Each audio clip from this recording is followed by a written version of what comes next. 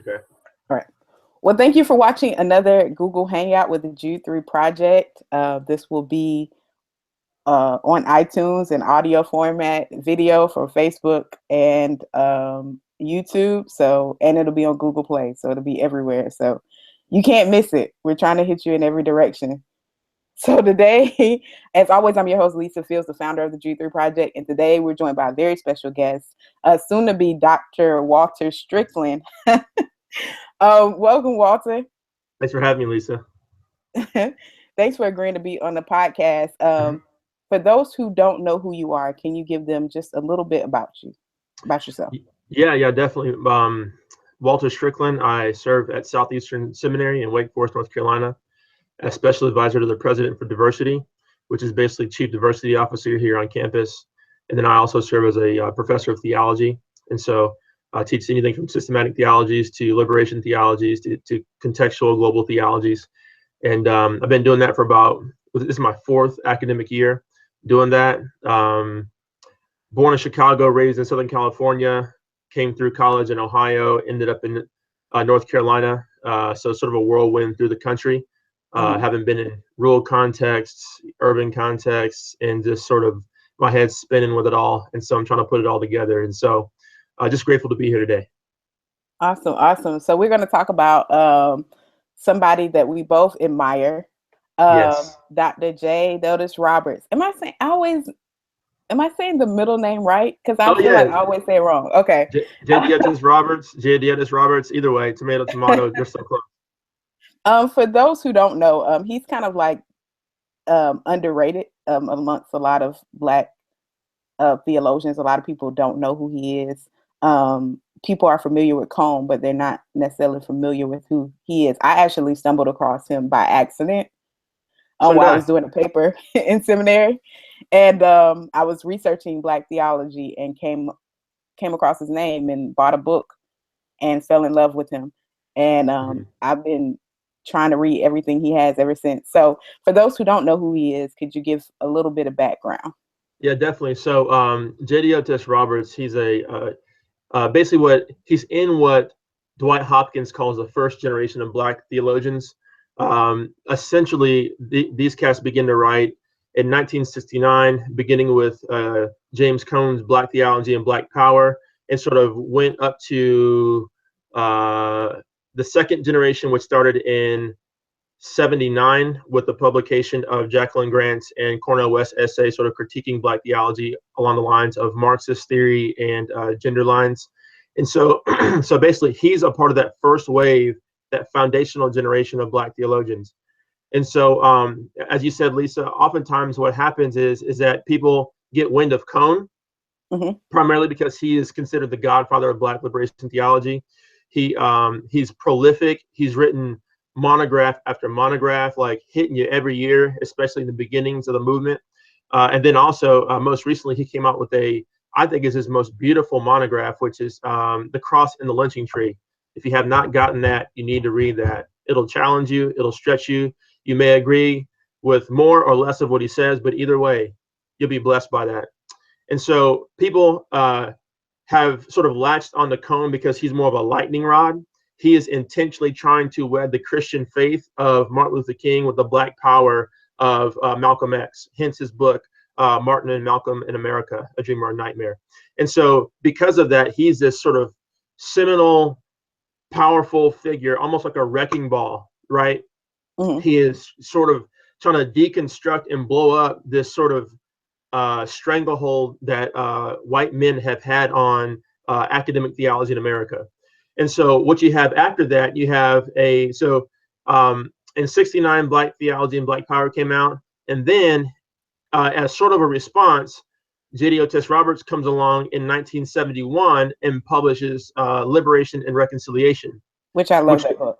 Yeah, which is my favorite theological book of all time. You need to pick up Liberation and Reconciliation.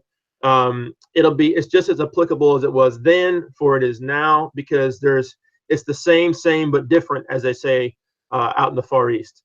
And so with the issues that are going on today in America, that book is as relevant and as timely as anything. And so he wrote that book, and what he's trying to do is that he's trying to wed the necessity of liberation. He's saying there is systemic oppression, there's personal prejudice in America that are really oppressing Black people. But he says, you know what? We need to pursue liberation for the sake of being restored to one another, to be reconciled to one another. And he says you can only be restored if you're actually considered an equal. And so he's really trying to get at, okay, yes, liberation first, but for the sake of reconciliation. And we can't do anything for the sake of liberation that will hinder reconciliation. Granted, he's not saying that you can't do anything and you can't make anybody mad ever. But what he is saying is that there's a bigger goal in mind than simply liberation for liberation's sake. And so Deotis Roberts is what Dwight Hopkins calls in his introductory to a Black theology liberation, the theologian of balance. And you see that in liberation and reconciliation because he's so tied to the church. You know, he's doing this so that he might be able to influence the people of God, not just the Black people of God, but the entire people of God. And so he's doing a lot of work in there to be able to work this out. And so I know this is a longer introduction than you might have wanted, but I'm landing the plane right now. And so part of that comes from the fact of his education is so broad. He got his PhD from the University of Edinburgh in Scotland. So he had that sort of international experience as he was getting educated. Pastored a Scottish church after they threatened him for his life the first time that he walked into the door, because they actually called his doctoral supervisor, said, hey, we need a pastor to fill our pulpit. He says, perfect. I got a PhD student who is a great minister of the word. He sends Deotis Roberts down to this church. They kick him out.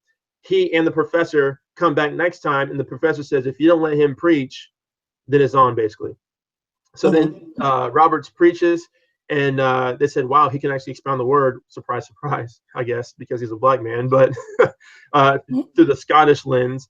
And then he ended up pastoring that church while he was doing his PhD in Edinburgh. And then, but before that, he has multiple degrees from historically Black colleges and universities as well. And so, and he's very much rooted in that sort of in that life, in that world as well. So he has this sort of interesting interaction, rooted in the Black experience, educated in a HBCU, but then also having some education in Europe. And so he's just a really interesting cat that I think many of us can learn a lot from. Yeah. And I think as I was reading through Liberation and Reconciliation, one of the things that because, you know, I'm very passionate about apologetics, but that can act as an apologetic a book and a guide, because he talks about why classical apologetics isn't really effective in the Black community because the existence of God isn't really at question. And exactly. So while classical apologetics focuses on God's existence, we have trouble with not his existence. We believe he exists, but his character. Yes, why does he allow suffering? The problem of evil is more pressing. So that's why I think he was saying those theological arguments in the book. He says this I'm kind of summarizing, but those theological arguments aren't relevant in the African American context. While he does acknowledge there are some Black people who are atheists, but the most pressing issue is the character issue, the character of God. Yeah. And so go ahead. I'm sorry. Yeah, because well, you know, I remember because I was sitting with him at a restaurant maybe a year and a half ago, and he was saying that he came from Europe, from University of Edinburgh, with his sort of classical apologetic training, and then he began to present a seminar to local pastors in the DC area because he was at Howard Divinity School at the time, and he said that he began to answer all these or to give all these arguments for the existence of God, and then about midway through, which is about an hour and a half or 2 hours. He asked some of the pastors how, you know, is this helpful or whatnot? And they're like, well, it's good information, but it's not information that's pertinent to our ministries, because they're asking the question that you said, well, what's the character of God if he's allowing these circumstances to go on like this in America? We're not asking if he exists. And so that right there actually sort of changed the way that he began to write, changed the way that he began to talk about apologetics and about God, because he's answering a set of questions that's contextualized for the Black context. Yeah. And he kind of I love, because when I was reading through him and he critiques Cone, and he gives the same critique to Cone that I've given many times. And I was like, as I'm reading, I'm like, you get it. Like the extreme, of it. He brings the balance, knowing that we need liberation, but like you said, we need reconciliation as well. And in a sense, both of them are bringing an apologetic for the Christian faith to the Black power movement, in a sense. But Cone, I believe, goes kind of a little far left than I would like to go. And he kind of reels Cone back in. Yeah, definitely. So something I thought was helpful is that when we see Cone interact with the Black Power movement, he allows that ideology to really engulf his theology and inform his theology, as opposed to his Christianity informing how he might utilize some of the helpful elements of the Black Power movement. Because the Black Power movement it's not completely broken. It's just things in there mixed in that the Christian faith would call into question, but he allows it to be the other way around. What would you, outside of liberation and reconciliation, what is the most impactful book by him that you've read? Oh man, so can I do two?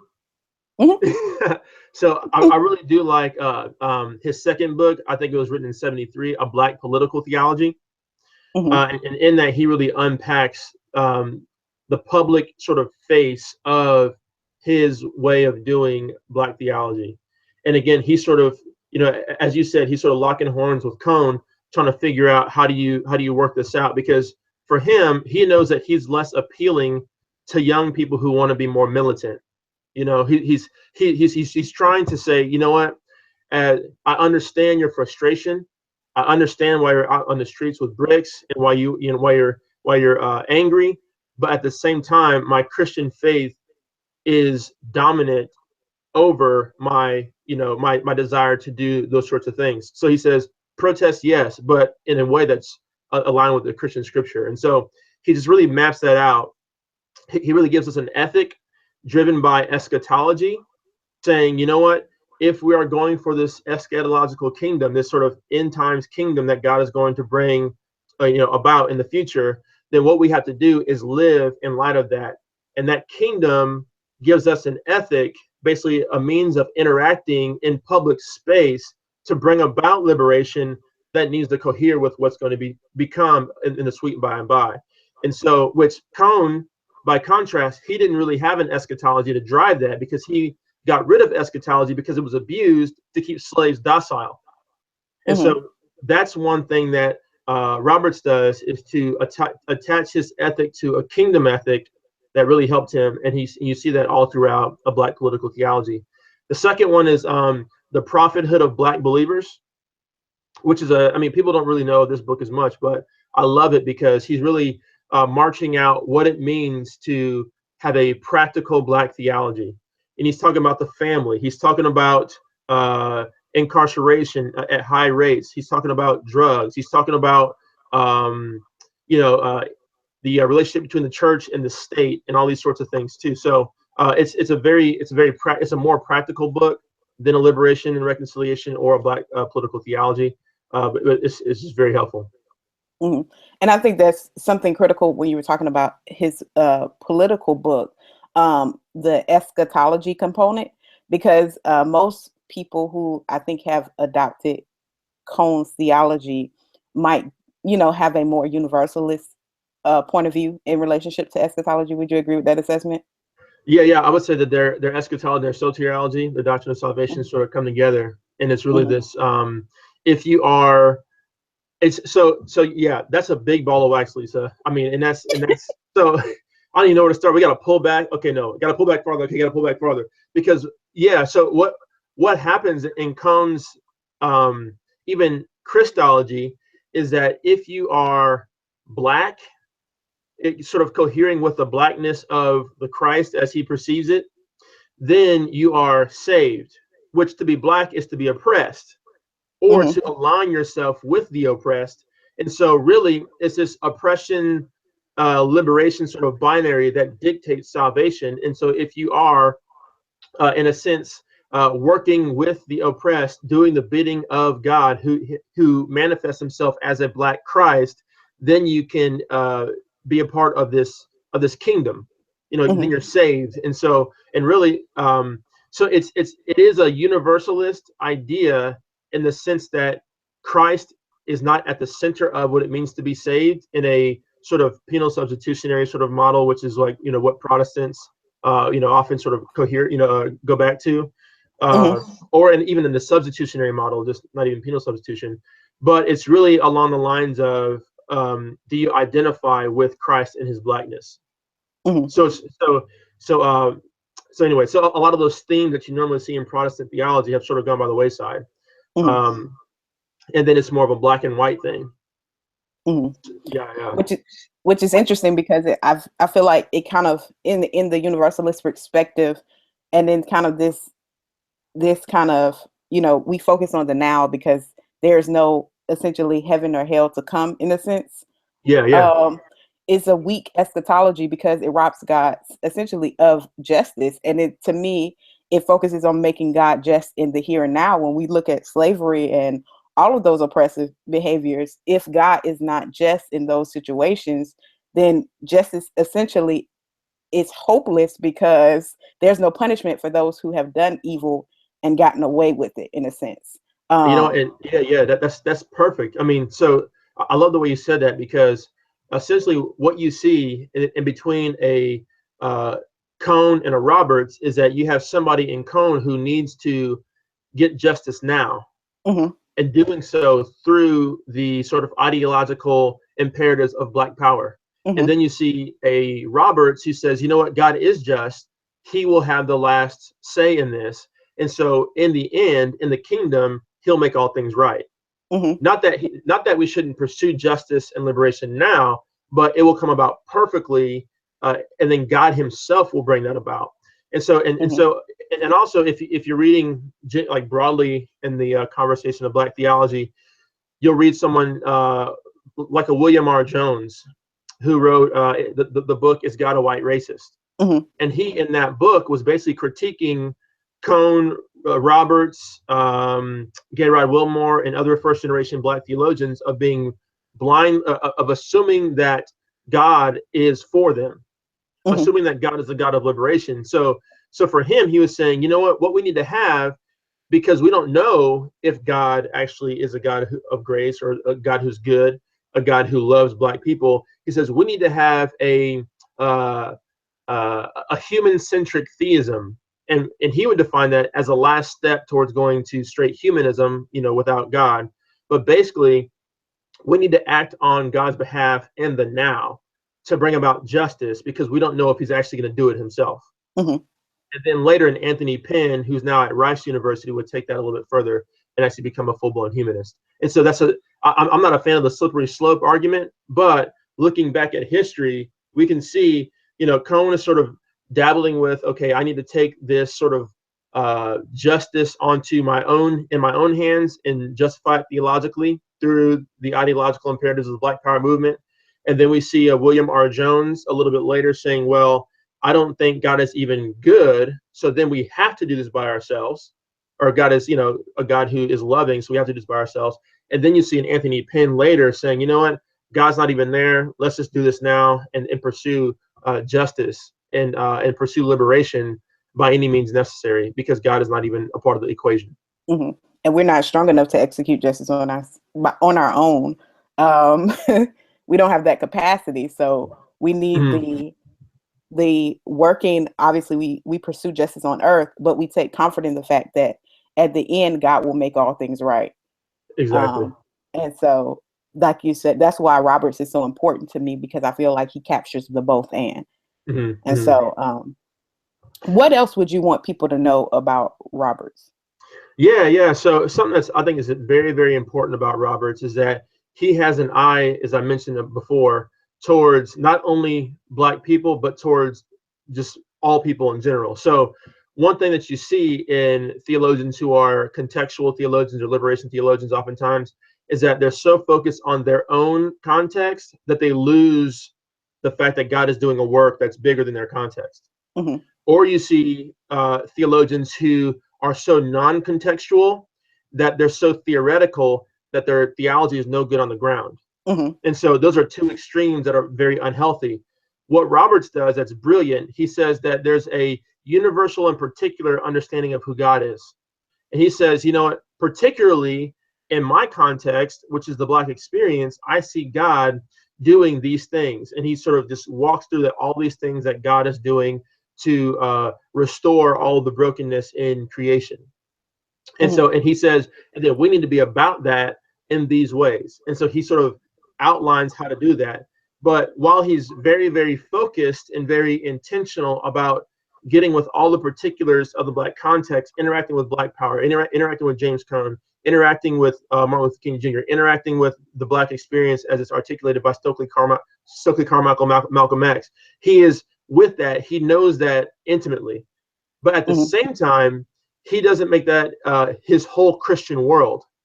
Because he was a missionary, because he was teaching at divinity schools in South America, as he was writing all these things in the Black context, as he was lecturing, you know, in the Far East, in Africa, in Europe, at the same time, he was able to say, God is doing a work in my context, and so I have to talk about it. But at the same time, God is doing a universal work.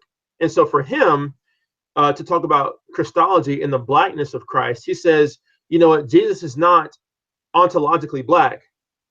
He is whoever you are, wherever you are. So God to him looks Black, but for the person who's Asian, he looks Asian, or Japanese specifically, or Taiwanese, or Chinese, or the person who's African, God looks African, because he meets you exactly where you are. And he's restoring all of that brokenness where you are to be more like the kingdom that's to come. Granted, that because we can't do it perfectly ourselves, he will bring it about himself, but you know, he will meet each and every individual in that particular where they are. But there is still these universal ideas of restoration. There's these universal ideas that God is bringing about in every context, but it looks a specific way in a specific context. And so he does well to not get caught up in their own context and to make God or Christ ontologically Black, right, in his essence, making him Black, so that he's therefore non-applicable to other Christians who are not Black. But he then escapes the other extreme of making Christ and his work in salvation so ethereal and so theory driven that it's no good to anybody in any context, because you haven't done the work to apply it anywhere. So if there's anybody who has done the work of being a theologian, of understanding the universal imperatives of the gospel of Jesus Christ, but also articulating it so clearly and so profoundly in any other context, I think Deotis Roberts is it. Yes, I agree. And all of his works are available at Amazon.com. So if you're trying to find his books, you could go on Amazon.com, and all of them are there. Walter, how can people get in contact with you to learn more about the work you're doing? Because you're not only studying Roberts, you're studying Black theology as a whole, and you're 300 pages in your dissertation. So I'm sure you have a lot of information for people. This only scratches the surface. What you're doing. So how can people get in contact with you? Definitely. So Twitter is the best way to keep up with what's going on. Walter, or at W_Strickland is how you can is my Twitter handle. I'm also leading what we call the Kingdom Diversity Initiative as Chief Diversity Officer at Southeastern Seminary. You can follow the Kingdom Diversity Initiative at K_Diversity. Through both of those avenues, you're able to get a hold of me, get a hold of my staff. Malik Blade does a lot of great work around here. And then as far as my website, walterstrickland.com is essentially a place where I pull resources. In that, if I speak somewhere, I'll put a link up. If I do, excerpts from like books I've written, I'll pop them up there. And so they're just helpful little tips. So I'm not only talking about Black theology, I'm talking about theology and culture, political theology. I finished a book and published a book on the doctrine of vocation, theology of work, in March. And so a lot of what Roberts talks about sort of informs how I think about work and the justice that comes along with doing good work for the cause of the kingdom. So even in your vocations, you are a conduit of God's grace to those whom are participating in the goods or services that you offer. And so there's a lot about that up there too. And so I would just say Twitter and the website are probably the best way to get a hold of me. And then also wstrickland@sebts.edu is my email. Awesome. And there's a Black Church Conference that's coming up in Wake Forest. Yes. Where, the Kingdom Diversity is sponsoring. I'm going to be a part of it. And one of the people that work with G3, Cam Triggs, is going to be a part of it. Can you tell the people a little bit about the conference and how they can register? Yeah, definitely. So we're hosting what's called the State of the Black Church Conference on October 28th. It's coming up very soon. Basically raising a lot of important questions that are being raised in the Black church and in Black Christianity, and answering those. And really, my fear is that people who are not Black are thinking, okay, this is not a conference for me. Mm-hmm. Well, it actually is. If you care about, reaching Black people with the gospel, if you care about bearing the burdens of your brothers and sisters in Christ who are different than you, this is a great way to figure out what those things are and how to interact across racial lines in the body of Christ. And so not only by the fellowship that'll be had there, relationships built there, but also the content that'll be coming from the stage and from the different breakouts. And so the Bidi Anyabwile is going to be here with us. Charlie Dates is going to be here with us. Lisa Fields of Jude 3 Project is going to be with us. We have, who else? Pastor Charles. Who's that? Pastor Charles. Yeah. Sorry about that. HB Charles. Yeah. I was like, because I was getting Charlie Dates and HB Charles. Yes, Pastor Charles is going to be there. Bishop Patrick Wooden. He's a bishop in the Kojic denomination. So we got a lot of folks who are going to be with us. It's going to be a good time. Jerome Gay is going to be with us, a local pastor here, extremely articulate brother who's a church planner now that has an established church.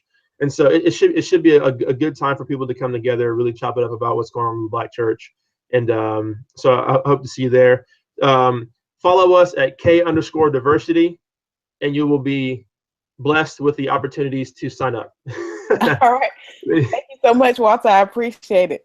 No problem. It's good to be with you.